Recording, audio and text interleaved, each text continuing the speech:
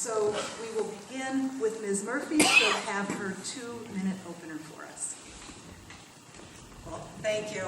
And thank you to the League of Women Voters and the American Association of University Women for hosting this event tonight. So it gives me the opportunity to share with you my vision of how to fix problems in the state of Illinois. Can you hear? Yes. Okay. So I lived in Park Ridge as a child. My parents still live here. But I've spent the last 22 years in Des Plaines, where I am involved in the community, I'm raising my family, and I served as an alderman from 2001 to 2009. And I'm honored now to return to public service as your state senator. Now that I've seen a little bit of Springfield, I realize that we've got to put someone on the side of middle-class families. We've got to put Springfield on the side of middle-class families. Middle-class families in this state pay too much. So my plan to fix that and to protect middle-class families starts with legislation I introduced to freeze property taxes. Middle-class families, again, are paying way too much tax. I also sponsored a bill that closes corporate loopholes, where 2/3 of Illinois' largest corporations are paying no state tax. That falls on you and I to pay for roads and schools and infrastructure. And lastly, my first act as a legislator was to introduce term limits for the legislative leadership, because some of those guys have a little too much power and they have the ability to control the agenda. I'm proud of the independent record I've amassed. I've stood up to my party leadership in the form of term limits for legislative leaders. I sponsored legislation to draw fair maps so no incumbent is protected by district lines. And I voted against that bloated $7 billion budget that did nothing but kick the can down the road. So I look forward to a robust discussion on the issues tonight, and I thank you.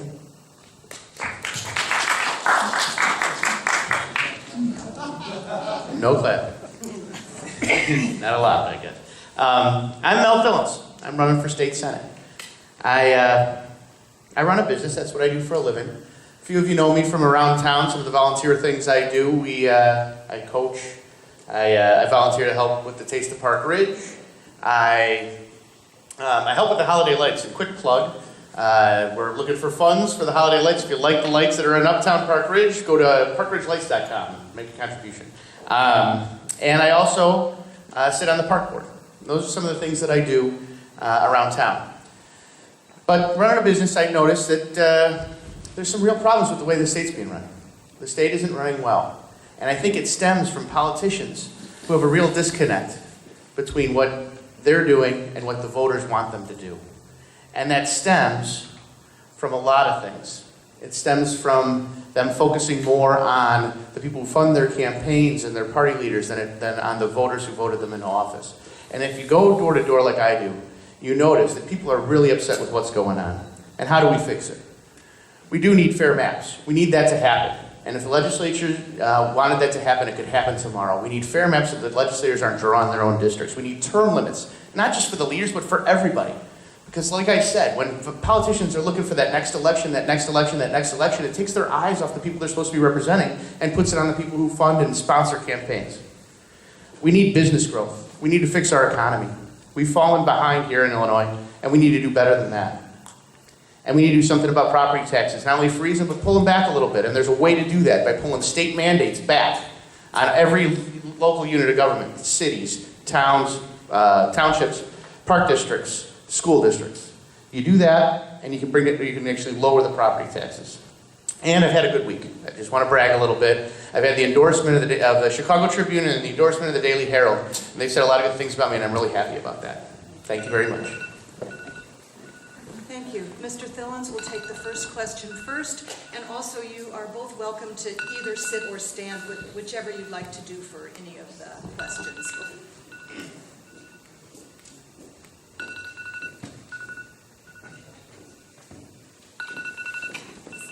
The one job I have always refused to do at a forum is to be the timekeeper. It makes me so anxious. And this is exactly one of the things that I fear would happen.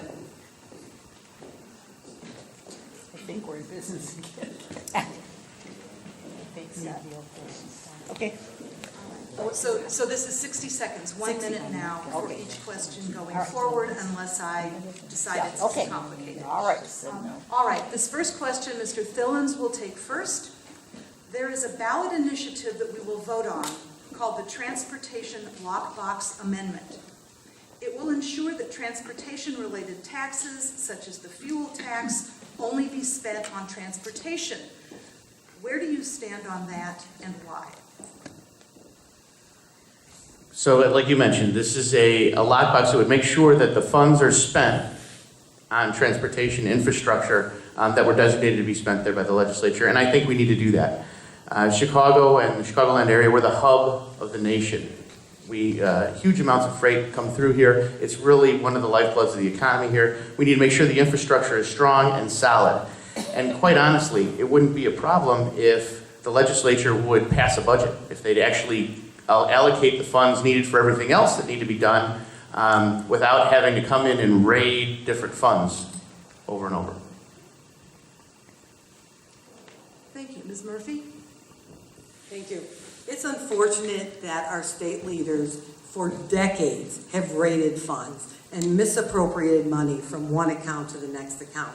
So this amendment will ensure that the roads are protected. And of course, roads are the lifeline of everyone. You have to have roads in responsible and well-funded and well-equipped roads, and they have to be usable in order for people to transport goods to get to work. And that's the number one thing, is for people to have a means to get to their job. So it's unfortunate that we're in a position where we have to safeguard funds this way, but the only way to ensure that we will be able to have safe roads and bridges and that our infrastructure is intact is that the lockbox item will prevent people from sweeping those accounts and appropriating that money to other areas. So I do support that. Thank you. And by the way, those of you who haven't already voted early or maybe haven't seen a sample ballot, we are being asked to vote on that along with elected officials. So it's of importance and you should be aware of it. Ms. Murphy takes this next question first, and it's a little bit prescient. We heard about it in the opening statements. The question as written is, do you support term limits for all legislators or just for legislative leadership? I think we heard that difference a little. So if you would address for us, why do you only support it for one and not both, or why for both, and what do you hope that that will achieve? So you don't elect the leadership in the General Assembly. The members elect the leadership. Each caucus meets and elects their leaders. So that process has allowed people to amass a significant amount of power, and they certainly have the ability to control the agenda. So I'm supporting, and I introduced, my first act, as I said, as a legislator, was to introduce that bill that has term limits for the legislative leadership, so that no one will be able to amass that kind of power. Now, to implement term limits for the entire body takes away the voters' right to decide who their leaders are. The leadership, again, in the caucus, you don't have the right to vote for them, but you do have the right to vote for every legislature that you see fit to put into office. And unfortunately, given the environment in Springfield, with term limits on all of the membership, it is said that it will only enhance lobbyists. Nicely done. Mr. Thillens, same question. No. Thank you. Yeah. Hang on a second. Hold on one sec, we'll get that.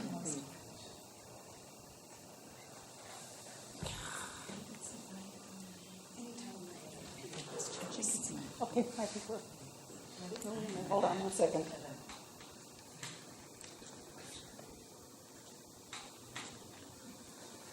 Okay, we're set. Okay. Thanks. Yeah, I think term limits are very important. I think we need term limits for everybody, myself included. I've pledged to serve only 10 years tops. The reason is this isn't supposed to be a career. Politicians are supposed to go, serve the people of their district, do what's right, and then come home and lead a regular life. Too many folks are turning this into a career, and I think that's where they get in trouble. The longer you spend in this process, the harder it is for them to stay out of trouble. And they end up focusing, like I said earlier, on the party leaders and on the people who fund campaigns. And that isn't who we need our politicians focusing on. So I think we need term limits for everybody. Thank you. Mr. Thillens takes this next question first. And I think you may not need the whole time, but I think let's give 2 minutes for this.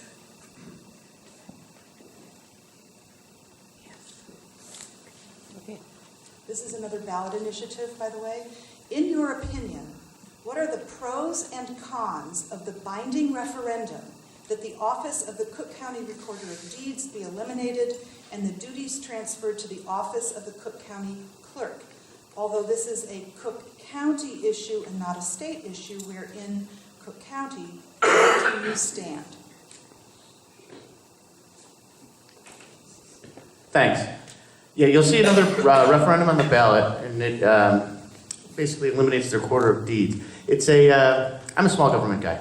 I believe in truly reducing the size of government. I think that there's quite a bit of bureaucracy and bloat, and eliminating that office would be a good idea. Ms. Murphy? Thank you. The Recorder of Deeds position, certainly, in the functions and responsibilities of that job, can be absorbed into the county clerk's office. Illinois has over 7,000 different units of government. There's no reason why we have to have all of those taxing bodies and all of those taxing entities. And as we start to consolidate government, we need to look at those areas. And the Recorder of Deeds is a perfect example. The Lieutenant Governor is another example of that. The Treasurer and the Comptroller. Let's start at the top as we're looking at reducing people's taxes. Those are the largest taxing bodies. They have the largest expenditure items. Let's start there in consolidation of that government and work our way down through those 7,000 different taxing bodies that are in the state of Illinois. That's where we start to save people money and save on taxes. Thank you. Ms. Murphy takes this next question first. Tell us some of your strategies for working across the aisle in this difficult environment. Can you give an example of compromise in your own experience? Well, thank you. I am proud of my record of working in a bipartisan fashion, of stepping outside of my leadership and not being controlled by anyone, not being controlled by special interest money that fund my campaign, or, in this race, the caps have been blown. If any of you know that, that means that my opponent has received well over $100,000 from one person to fund the campaign. So my ability to work across the aisle will not be hampered by owing anyone special interest. So I can share with you a number of positions where I have worked across the aisle and defeated the expansion of gaming. We worked in a bipartisan fashion for that. In sponsoring legislation that closes corporate loopholes. In term limits for the legislative leadership. There's 6 Democrats and 1 Republican that had that legislation, and we have to work together to combine those. Thank you. Mr. Thillens. Thank you. Yeah, gridlock is one of the major problems that's going on right now. And we talk over and over about Rauner and Madigan fighting and nothing getting done because of those two folks. But the fact of the matter is there's 118 representatives and 59 state senators. And they are charged with getting together and representing the people that elected them to put a budget on the table, and that just hasn't happened. Senator Murphy talked about several initiatives that she says is bipartisan, but the fact of the matter is term limits for legislative leaders hasn't happened. Hasn't even come out of committee. We need to get people down there who are willing to roll up their sleeves, work together, come up with solutions, and I do it every day at my business. We have 130 people that I work with. We have vendors and customers. We don't always get along. We don't always agree, but we get things done, and that's what needs to happen in Springfield. Thank you. Mr. Thillens takes this next question first regarding House Bill 2607. What is it? No, I'm joking. Renewable Resource Procurement, aka Illinois Clean Jobs Bill, initially introduced in February 2015. This bill provides for programs to support renewable energy, energy conservation, and carbon pollution while creating an estimated 32,000 Illinois jobs per year. What is your stance on the passage of this legislation, and what are your reasons for supporting or not supporting this bill? Obviously, the environment is very important. We need to make sure that we're protecting the environment whenever we can. This particular bill, I'll be honest with you, I haven't read through yet. But we need to do something to make sure that we're protecting the environment while we're not impacting the economy in any way, shape, or form. We need to make sure that we're doing what we can to grow jobs in any way we can. Thank you. Ms. Murphy. Thank you.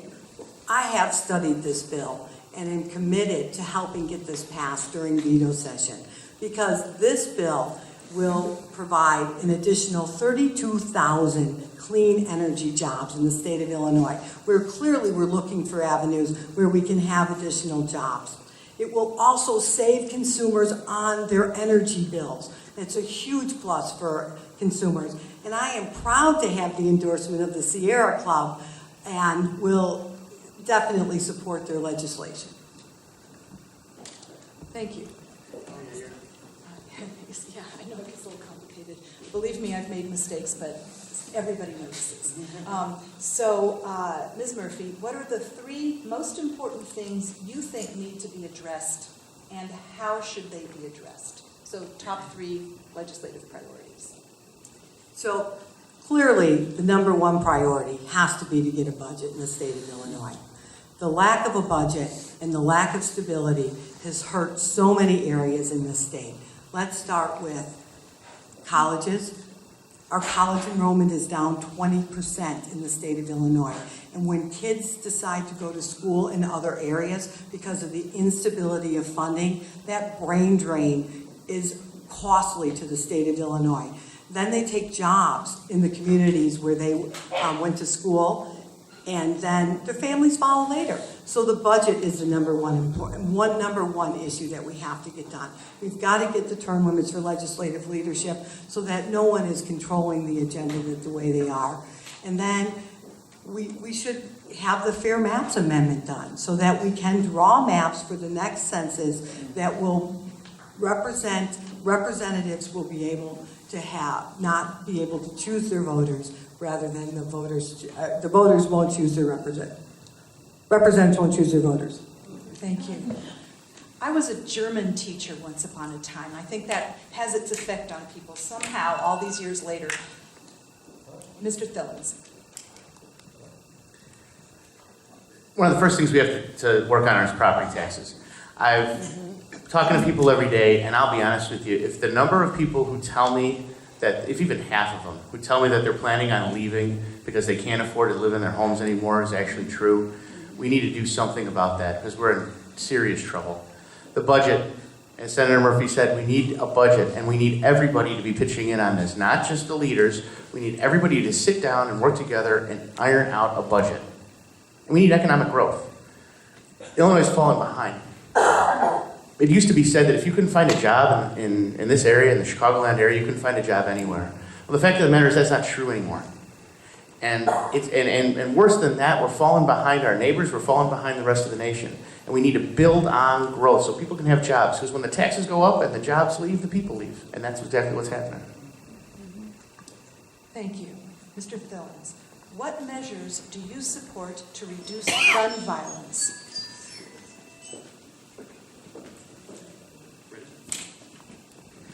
I think that was somebody else. Yeah, the violence that's happening, especially in the city of Chicago, is just absolutely horrific. And what it is it's a symptom of a broken system. We've got an absolutely broken system where people in certain areas just don't have hope, and they don't have the resources they need to advance in their everyday lives. So violence is what's happening, and what we need to do there is we need to fund education properly. This state has not funded education properly in years, and what we're seeing now is part of the symptom of that. And we need jobs. People need jobs. They need to be able to go to work and know that they're working every day to advance their own life. And among a bunch of other things. But what we basically need is that the people who are running the state need to be doing it properly so that people who are living here have the hope that they need so they don't resort to violence. Thank you. Ms. Murphy? Well, I think we need to get the illegal guns off the street in Illinois. We need to ensure that punishment fits the crime. If you commit a crime with a gun, then you have to have harder sanctions than just a slap on the wrist.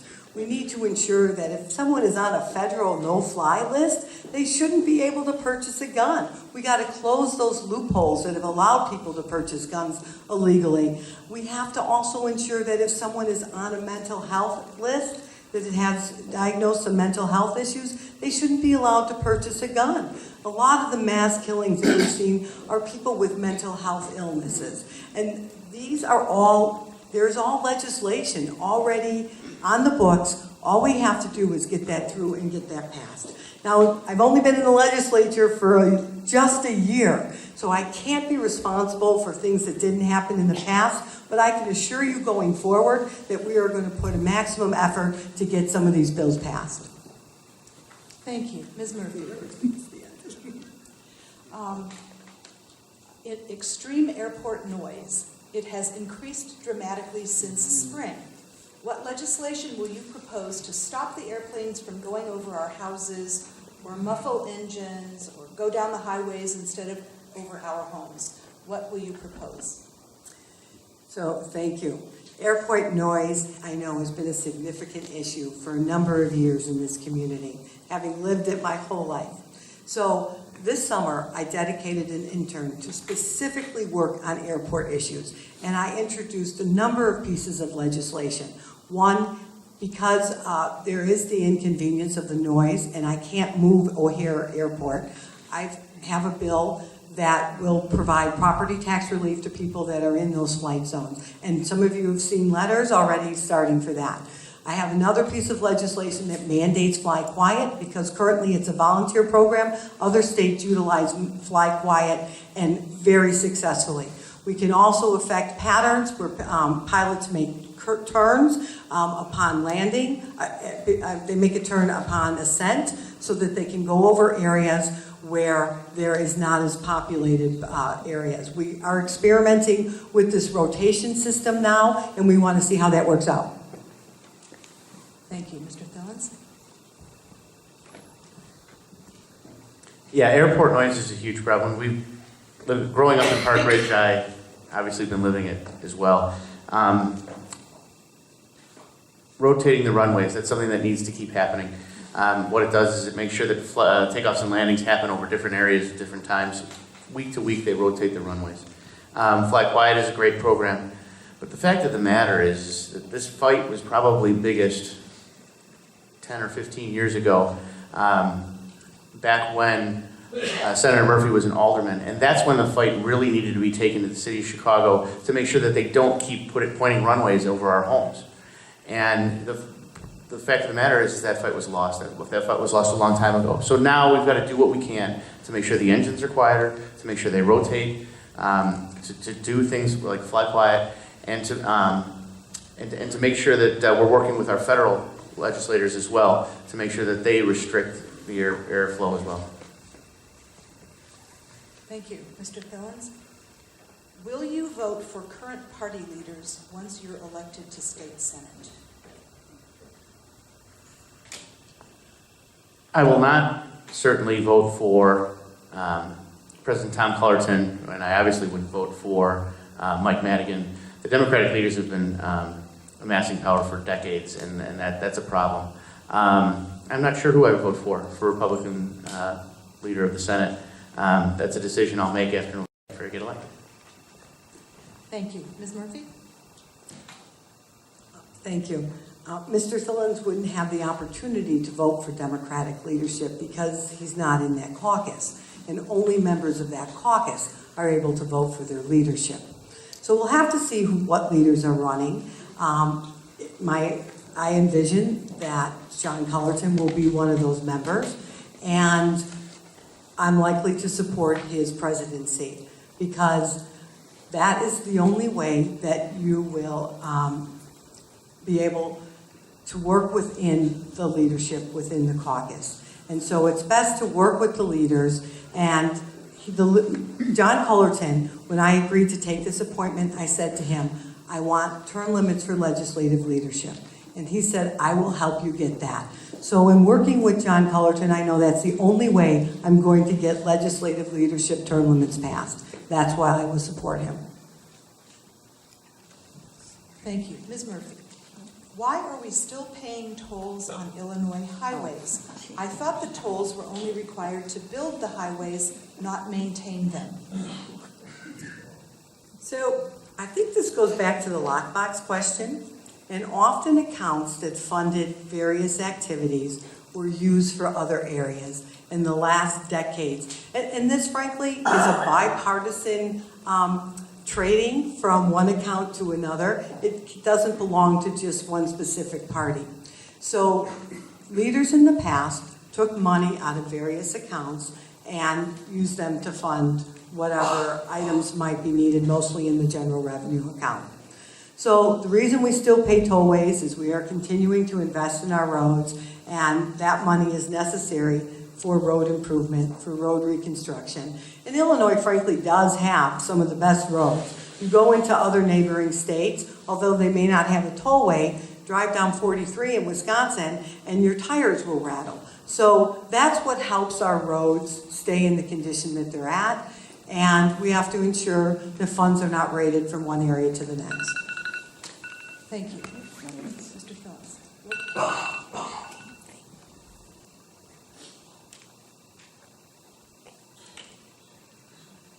So why are we still paying tolls? The short answer is there's nothing so permanent as a temporary government program. And the fact of the matter is that when you start handing elected officials revenue, if you start giving them money, they don't give it up.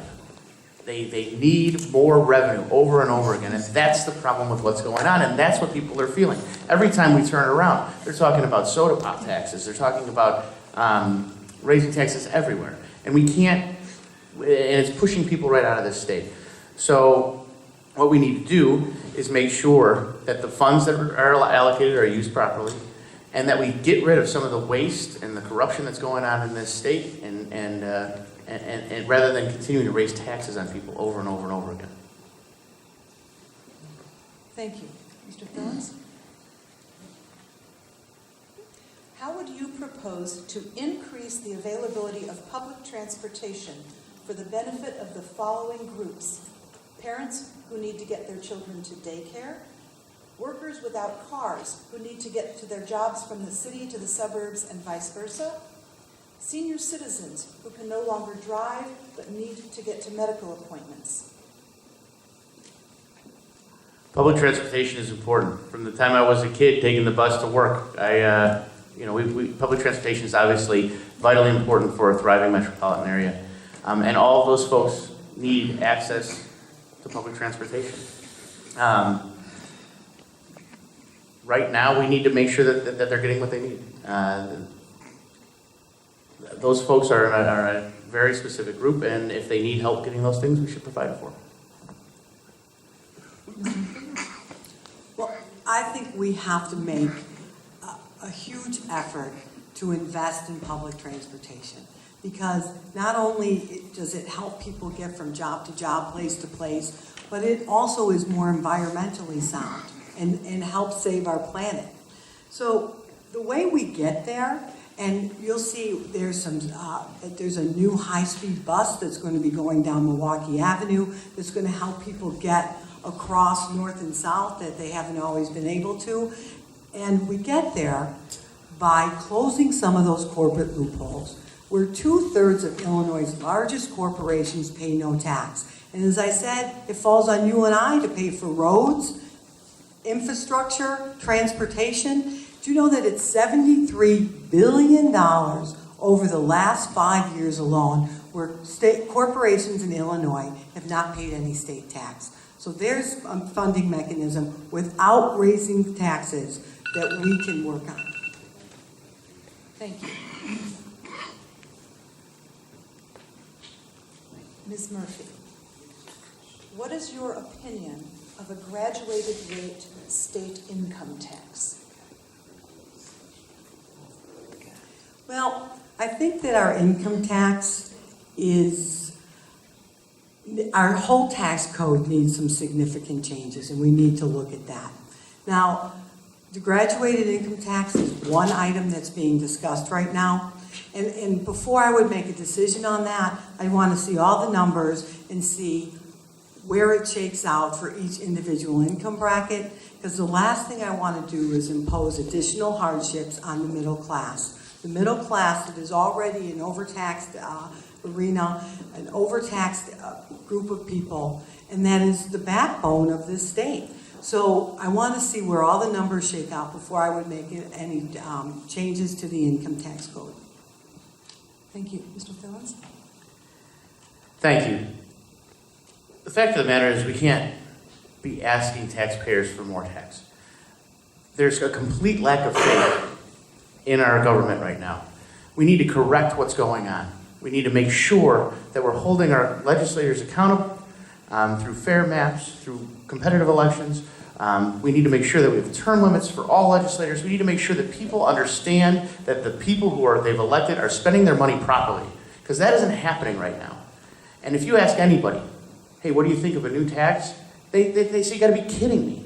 How can we be giving new taxes to the state of Illinois right now when they're so horribly mismanaged? So we fix what's going on in the state of Illinois, down in Springfield, and then we can start talking about different tax codes. Thank you. We promised an end. We're down to our last few questions. If you've been thinking about writing one, it may or may not get in. I have still got quite a stack here. But put your hand up if you would need a card, or put your hand up if you have a card.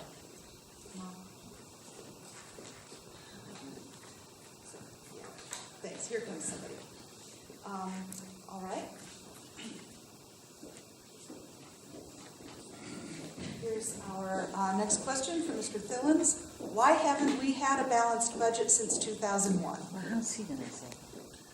Well, that's exactly right. We talk a lot about the fact that there's no budget, and we're going on our second year with no budget. But the fact is the budget hasn't been balanced for over a decade. We're just simply spending more than we take in. And the reason that is because there's endless government waste. There's endless government waste, and there's endless corruption and fraud. We need to get that under control. These politicians are not doing what we want them to do. They're not spending their money the way we'd want them to spend it. And we need to make sure that that happens. And not only that, I once had a friend tell me, how can they not pass a budget? They don't adhere to a good budget anyway. How is it possible they just can't put something on paper and put it up there? The fact of the matter is that it's so dysfunctional right now that things are not being done properly. Money's not being spent properly, and we're digging ourselves into a huge hole. Thank you. Ms. Murphy. Thank you. Well, the state of Illinois, just like you and I, needs to learn to live within its means. We need to fund what works and don't fund what doesn't. The state has certain obligations. And, why haven't they? I can't answer for why. From 2001, they haven't passed a balanced budget. But I can tell you going forward that I want to work towards ensuring that we do have a balanced budget and ensure that the state meets its obligations. The state of Illinois has certain obligations, and that's to fund pensions. It is to take care of the most vulnerable in society. It is to provide Medicaid services, and it has to do that in a responsible fashion. We have to enact reforms that close the waste and close loopholes that have allowed those to get away with abuses for far too long. But we can't throw the baby out with the bathwater, so to say. There are obligations the state has to do, and we have to live up to those obligations. Thank you. Ms. Murphy. How would you plan to raise our bond ratings? Well, I think the number one way to raise the bond ratings is to get a budget and to have a plan. Instability is not good for anyone. Instability is not good for business. No business wants to come into the state of Illinois when there is no budget, when there is instability. And that's where the Moody's and Fourm and all of those agencies are looking at Illinois. And unfortunately, over the last 18 months, it's only gotten worse. Our bond rating continues to drop. And that has to be the responsibility of the leadership. The leadership has to be able to sit down with their members. They have to be able to compromise. And if the two leaders can't do that, then they need to get out of the way and let the rank and file develop a plan and a solution. We worked well when the rank and file came together to do a stopgap budget, and that's what we're going to have to continue to do. Thank you. Mr. Phillips. Yeah, the state of Illinois' budget rating is near junk status. It's appalling. It is appalling. We need to, and quite frankly, it costs each of us tons of money to help fund these bonds that have huge interest rates. We need to get a budget, obviously, and my opponent, Senator Murphy, suggested that it's the responsibility of the leadership. Well, I think it's the responsibility of all the legislators who are down there. I think it's the responsibility of everybody who's down there, not just to sit and wait and take marching orders from the leadership, but to sit down, roll up your sleeves, and work together to get something done. Every one of them has been elected by a district. A district is a large group of voters, and we have a responsibility to those voters, once elected, to do what's right to make sure that this state functions properly. And job number one is a budget. The first thing you need to do in a government entity is to set a budget, because that's how we determine how we spend our resources. And if we don't do that, nothing else is being done. Thank you. Mr. Thillens will take this next and last question first. What is your plan to help veterans and veterans groups in Illinois? Thank you. Veterans have a very special place in my heart. I run an armored car company, and a huge percentage, 70% of the people that we work with are veterans.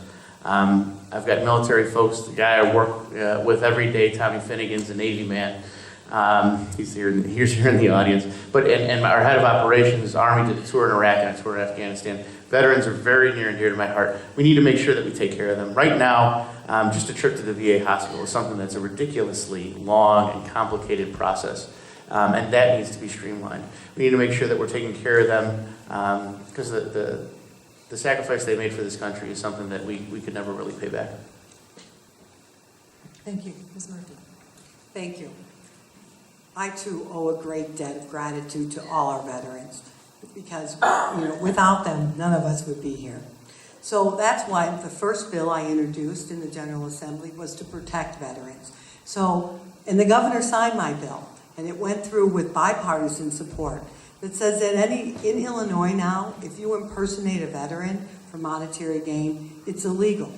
So that bill is signed, and now it is illegal in the state of Illinois to impersonate a veteran for any monetary gain. And I look forward to enacting reforms to make jobs easier for veterans, to keep that status for any public employment, that they have a veteran's preference, to ensure that services from the Veterans Hospital are delivered timely and effectively to meet the veterans' needs, to work on the homeless issue that veterans suffer, because that's clearly the number one problem that a lot of our veterans face, and to protect the people that have protected us. Thank you. We're now going to move to the summations. Mr. Thillens will go first, and 90 seconds. You may.